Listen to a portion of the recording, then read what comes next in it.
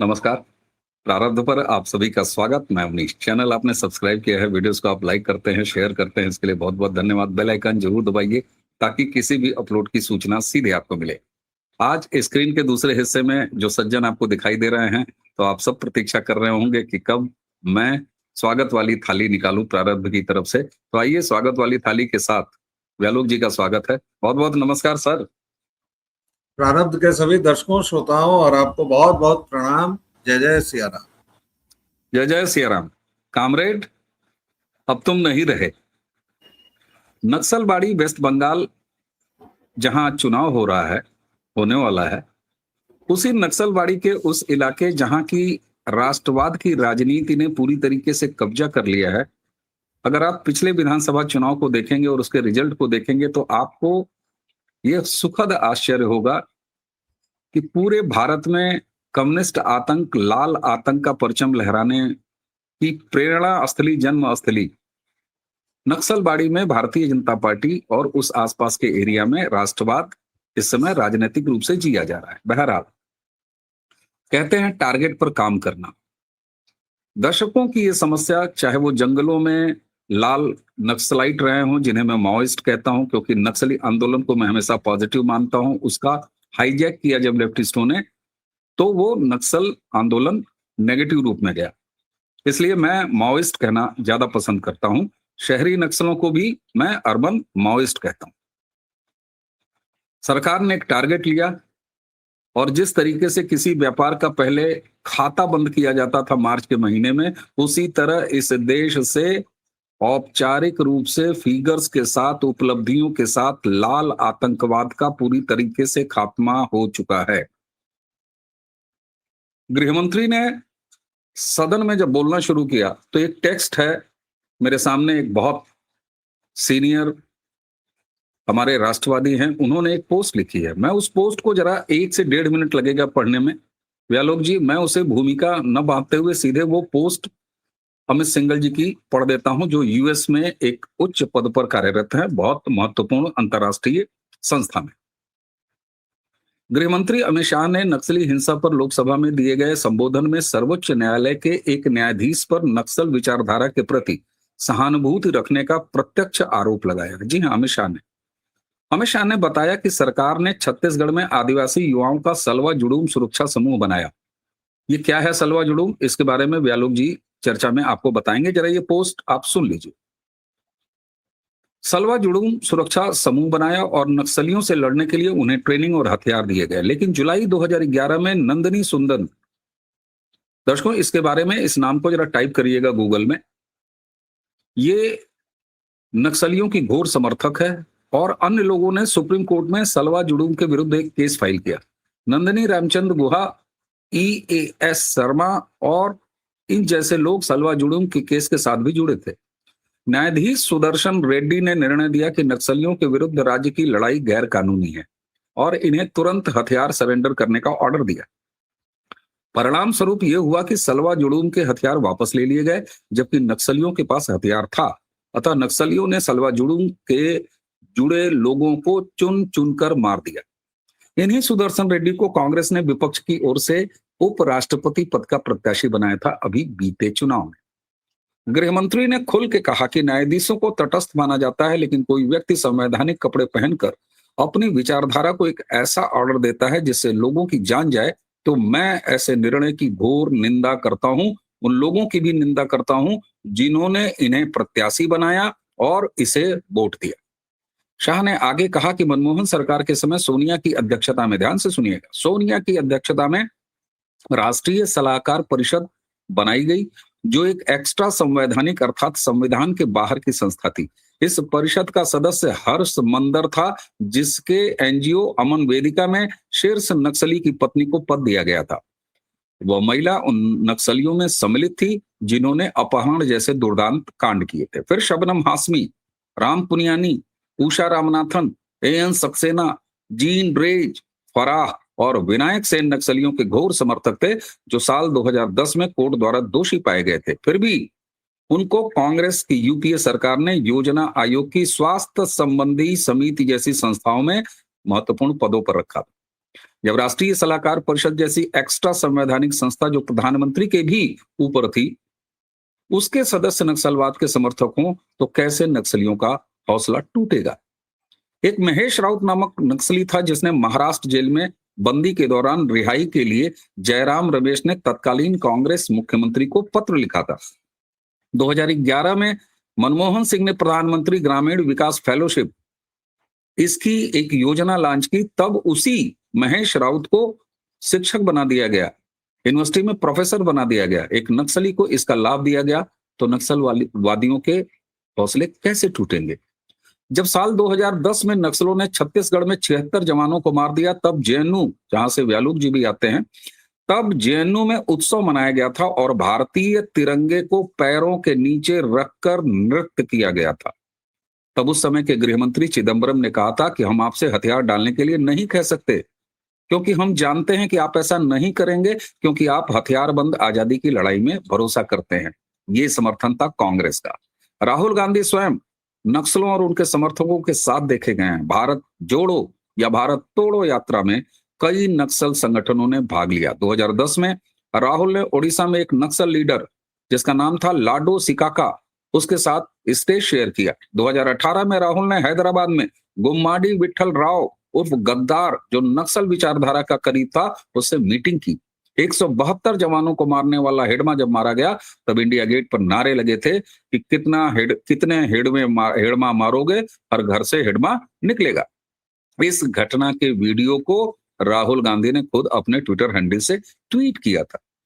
इन्होंने यानी कांग्रेस ने 1970 से लेकर मार्च 2026 तक नक्सलवाद और नरसंहार का समर्थन किया है। नक्सली हिंसा जिसमें 20,000 से ज्यादा ऑफिशियली ये फिगर है लोग मारे गए, अगर उसका एकमात्र कोई दोषी है तो वो कांग्रेस की वामपंथी विचारधारा है। गृहमंत्री ने साफ साफ ये कहा कि नक्सलों के साथ रहते रहते कांग्रेस पार्टी और इसके नेता खुद नक्सल या नक्सली बन चुके हैं। जरा एक वीडियो दिखाता हूं, उसके बाद ओवर टू यू व्यालोक जी, क्योंकि ये वृतांत बड़ा जरूरी था। क्या सारे बुद्धिजीवी अर्बन नक्सल जाकर देखिए कैंप में आपने क्या किया है। आप तो इसी चैम्बर में बैठकर कोर्ट के प्रोटेक्शन के अंदर आर्टिकल लिखते रहते हैं, वहां जीवन के जीवन उजड़ गए हैं और किसी को परवाह नहीं है। अपने आप को ह्यूमन राइट का चैंपियन मानते हैं। मैं पूछना चाहता हूं, 32 साल की आयु तक मेहंदी न लगाने वाली बच्ची के ह्यूमन राइट का कौन चिंता करेगा। मान्यवर, उसकी चिंता नरेंद्र मोदी करेंगे और कोई। इनका अधिकार जो छीन लिया है, इसका हिसाब कभी न कभी देना पड़ेगा। मैं तो जन्म से हिंदू हूं मान्यवर, कर्मों में मानता हूं। जिन्होंने भी शब्द से भी प्रचिन्न समर्थन नक्सलाइटियों का किया है, वो सब इस पाप के इतने ही भागीदार है जितना बंदूक लेकर घूमे। व्यालोक जी, इस सरकार के फंडे, चाहे वो हरा आतंकवाद हो चाहे लाल आतंकवाद हो, उसके लिए बिल्कुल क्लियर है। प्रधानमंत्री कहते हैं दंगाई कपड़ों से पहचाने जाते हैं, गृहमंत्री एक तयशुदा ऑपरेशन चलाते हैं और 100% सफलता के साथ उसको अचीव करते हैं। और अब प्रधानमंत्री के साथ साथ ये जो गृहमंत्री जी ने अर्बन नक्सलियों को एड्रेस किया है हाउस से, तो जंगलों में तो ये मारे जा चुके या तो सरेंडर्ड हैं। क्या आपको ऐसा लगता है कि अब अर्बन नक्सल्स या अर्बन माओइस्ट जो छाती नहीं पीट रहे हैं या पीट नहीं पा रहे, खत्म हो गया आंदोलन, बंदूक की नाल से निकली हुई क्रांति ऐसे यू टर्न ली और यथास्थान घुसाई जा चुकी है।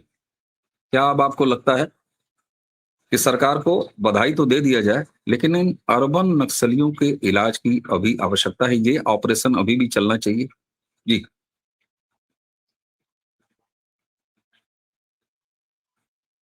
सबसे अधिक आवश्यकता इन अर्बन नक्सलियों के, माओवादियों के, आप कुछ भी कहें, जो भी नाम देना चाहें, उनके इलाज की जरूरत है। आपने कहा ना कि थोड़ा सा सन्नाटा आपको दिख रहा है, कोई सन्नाटा नहीं है साहब। ये जो धवल केसी जयराम रमेश है, इसने तुरंत बयान दे दिया है। 90 मिनट के गृह मंत्री के भाषण को इसने रैंट बोला है अंग्रेजी में, चूंकि अंग्रेजी दां है ये लोग अंग्रेजी के अलावा कुछ अपने मुंह से हग नहीं पाते हैं, तो इसने रैंट कहा है। रैंट मतलब बकवास। जबकि गृह मंत्री का भाषण मैंने बहुत दिनों बाद मैंने संसद की पूरी कार्यवाही देखी और पूरा भाषण सुना, इसलिए क्योंकि वो जो तथ्य ला रहे थे मैं उसको क्रॉस चेक भी कर रहा था। और वैसे संसद में आप अगर राहुल विंची नहीं हो तो आप आए बाएं नहीं बोलते हैं। संसदीय कार्यवाही में अगर आपकी बात शामिल है तो वह बिना तथ्यों के, बिना तर्कों के आप नहीं कर सकते हैं। हाँ, आप राहुल विंची हो तो आप कुछ नहीं कर सकते हैं। उन्होंने जो जो तथ्य दिए, जो जो तर्क दिए, अगर उसको ये धवलकेशी रैंट कह रहा है, बकवास कह रहा है, तो आप समझ लीजिए कि अब जो ऑपरेशन फील्ड में चला वो तो चला, उसके लिए सरकार को बहुत बहुत बधाई। भाई हम लोग 14 से पहले, अवनीश जी, क्या क्या हमारे देश की 3 प्रमुख समस्याएं क्या थी? कश्मीर में हर एक 24 घंटे पर कोई ना कोई हमला होता था, यहाँ बम फूट गया, वहां ये हो गया। 13 राज्यों में और न जाने कितने हजार किलोमीटर में रेड कॉरिडोर बाकायदा स्थापित हो चुका था। दंड का रण हमारे हाथ से जा चुका था। 13 राज्यों तक इनकी हनक थी भाई। और यहाँ तक कि जो गया जी है उसके पास का बिहार तक में ये लोग शामिल थे भाई, जमुई में और बाकी वहां से लगे हुए जितने इलाके थे, जहानाबाद तक आप चले आइए। अब उसकी गुणवत्ता पर, उसकी क्वालिटी पर कि वो वाला लुंगी वाला था, ये वाला साउथ इंडियन था, बंगाल वाला दूसरा था, उस सब पर भूल जाइए।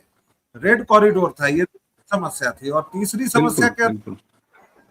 और तीसरी समस्या थी कि जब तब आपके यहाँ दंगे और बम धमाके होते थे। इस देश में जब कभी इस सरकार को गाली दी जाती है या प्रधानमंत्री को उसकी जाति बताई जाती है, तब तब मैं सोचता हूं कि हम लोग कितने कृतज्ञ हैं।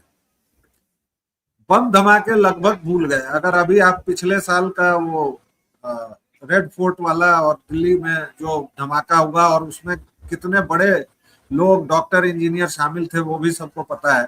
और उस पर भी सरकार ने तुरंत कार्रवाई की, जो भी किया। कश्मीर सुलझ चुका है, वहां अब केवल एक समस्या है कि जो हिंदू वहां से निकाले गए हैं उनको वापस वहां पुनर्स्थापित किया जाए।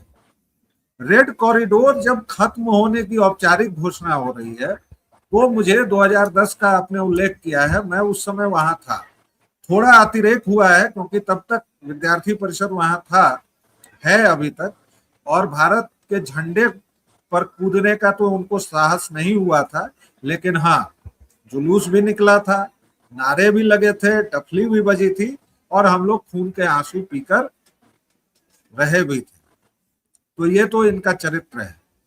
आज की कांग्रेस को आप देखिए तो वही नक्सली 2010 वाले जो उस समय नारेबाजी कर रहे थे, वो सब के सब उस कोटरी में हैं जहां कांग्रेस का सबसे शक्तिशाली नेता राहुल विंची बैठता है, विषधर। विषधर के आसपास के 5 लोगों को आप उठाइए, वो सब के सब माओवादी हैं, सब के सब नक्सली हैं। और इसीलिए कांग्रेस की पिछले 10 वर्षों से जो दिशा और दशा है, वह या तो हरे आतंक की ओर जाती है या लाल आतंक की ओर, क्योंकि दोनों एक दूसरे के पूरक हैं। मजे की बात यह है कि और किसी देश में कम्युनिज्म और लाल आतंक, हरा आतंक तक साथ नहीं रह सकता है, लेकिन ये अजीब भारतवर्ष है, अजीब भूमि है ये। यहाँ पर ये ससुर दोनों एक दूसरे का सपोर्ट करते हैं। गजब है, ये भी खेल गजब है, क्योंकि इनको सनातन को मिटाना है। तो इसलिए आप देख लीजिए केरल में ये लोग बना रहे हैं हरे आतंकियों के साथ सरकार। बंगाल में इनका इस बार नहीं हुआ गठबंधन, वरना ये कम्युनिस्टों के साथ लड़ लेते, जो संसदीय तौर पर खुद को मानते हैं। आप देखिए किस तरह से इन्होंने एक भौकाल रचा। भौकाल शब्द के अलावा मुझे उसका स्थानापन्न नहीं मिल रहा है। जो द्रेज, एक बेल्जियम का निवासी फलाना साइकिल से चल रहा है, नंदिनी सुंदर डीयू की प्रोफेसर हैं, छोड़ के दंडकारण्य में रह रही हैं, बुकर प्राइज विनर। जब 75 जवान हमारे बलिदान हुए थे, उसके 2 महीने पहले ये फर्राफा अरुंधति सुजैन रॉय, और दर्शकों ध्यान दीजिएगा, पूरा नाम अरुंधति सुजैन रॉय, क्रिश्चियन है वह, जिसको आप लोग अरुंधति रॉय कह रहे हैं, वो क्रिश्चियन है, माओइस्ट है। ये 2 महीने पहले गई और 2 महीने के बाद वो हमला हो गया। नंदिनी सुंदर ने पूरी पीएचडी लिख दी, और वो जो एक साईं बाबा जैसे बाल रखता था उसका नाम आपने नहीं लिया। अब मैं तो उस खाद का प्रोडक्ट हूं जहां पर मैंने देखा है कि इन लोगों ने किस तरह से पूरी धारा को ही उल्टी गंगा कैसे बहाई जाती है, ये इन लोगों से सीखना चाहिए। और मैं जो इस सरकार को या दक्षिणी टोले के लकड़बग्घों शेर चीतों को कहता हूं कि भैया सीखो, थोड़ा सा दुश्मनों से सीखना चाहिए। वो अभी मैंने एक धवल केसी जयराम रमेश का नाम लिया, उसके तुरंत बाद एक लेखक जी हैं बड़े से छत्तीसगढ़, और इसके उन्होंने बड़ी मार्मिक पोस्ट लिख मारी, कमल शुक्ला उनका नाम है, कह रहे हैं सशस्त्र क्रांति। अरे ये सशस्त्र क्रांति है भाई, ये क्रांति है कि ये हत्यारों डकैतों का समूह है। मुझे याद है मैं 2007-8 में एक एनजीओ में काम करता था सर, और पूरा झारखंड मेरा क्षेत्र था, और कौन सा इलाका था, गुमला, पलामू, चतरा, जो एकदम नक्सल इन्फेस्टेड इलाके। 5 बजे शाम के बाद सर हमारी गाड़ी 20 किलोमीटर प्रति घंटे की रफ्तार से अधिक नहीं ले सकती थी। हर एक 200-300 मीटर पर वो हेडलाइट खास तरीके से जलाने बुझाने पड़ते थे। वो पूरा एक तंत्र था, वरना कहां से गोली आ जाएगी, कहां से तीर आ जाएगा, आपको कुछ नहीं पता। और लेवी तो ये लोग कितना वसूल चुके हैं, कितना इन्होंने क्या किया है, पूरे झारखंड को किस तरह इन्होंने बर्बाद किया, पूरे छत्तीसगढ़ को इन्होंने किस तरह बर्बाद किया। थोड़ा सा और समय ले लेता हूं। आपने सलवा जुडूम का बताया, सलवा जुडूम सरकार की, जिन्होंने भी सलवा जुडूम बनाया, जाहिर तौर पर कांग्रेसियों ने नहीं बनाया, उसकी एकमात्र मंशा ये थी कि जो गरीब आदिवासी मारे जा रहे हैं उनको प्रशिक्षण देकर बाकायदा एक निगरानी के तहत उनको केवल रक्षार्थ वो हथियार दिए गए। ये लोग कहाँ चले गए, सुप्रीम कोर्ट ही चले गए। फिर वहां से आ गया कि नहीं, आप नागरिकों पर सशस्त्र नहीं कर सकते हैं। और ये कौन बोल रहा है, ये कांग्रेसी कुकर्मी बोल रहे हैं, कुकर्मी कांग्रेसी बोल रहे हैं, जिन्होंने अपने देश के नागरिकों पर वायुसेना से हमला करवाया है 1960 के दशक में। अकेली घटना, अपने ही लोगों पर बम्बार्डिंग करवा दी, बम गिरवा दिया अपने वायुसेना से उत्तर पूर्व में। और आप यार, मैं तो समझ नहीं पाता हूं कि कांग्रेसी कितने पतित हैं भाई। मतलब ये लोग आईना भी देखते हैं कि नहीं, या आईना देख के क्या करते हैं, या रोज अपने मुंह में गू लगाते हैं। कैसे ये बोलते हैं, वो बोटी बोटी वाला मसूद, आपने कहा कि थोड़ी सी खामोशी है। सर ये जो बोटी बोटी काटने वाला इमरान मसूद है, कांग्रेस का एमपी, इसने क्या कहा है, आप एक और चुटकुला सुन लीजिए कि हाँ ठीक है, नक्सलवाद का भैया खात्मा हो गया, लेकिन बलिदान किसने दिया।